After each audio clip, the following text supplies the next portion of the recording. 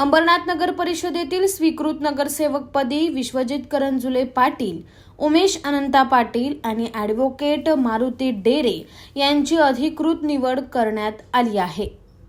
या निवडीमुळे अंबरनाथ नगर परिषदेतील राजकीय समीकरणांना नवी दिशा मिळाली असून भारतीय जनता पक्षाच्या नेतृत्वाला बळकटी मिळाल्याचे स्पष्ट चित्र पाहायला मिळत आहे। या तीनही नवनियुक्त स्वीकृत नगरसेवकांचे सर्व स्तरातून अभिनंदन होत असून पक्षाच्या वतीने तसेच स्थानिक पदाधिकाऱ्यांकडून त्यांच्यावर शुभेच्छांचा वर्षाव करण्यात येत आहे। या निवडीच्या पार्श्वभूमीवर अंबरनाथ छत्रपती शिवाजी महाराज चौकात कार्यकर्त्यांनी जल्लोष साजरा केला। फटाक्यांची आतिषबाजी करत आनंद व्यक्त करण्यात आला।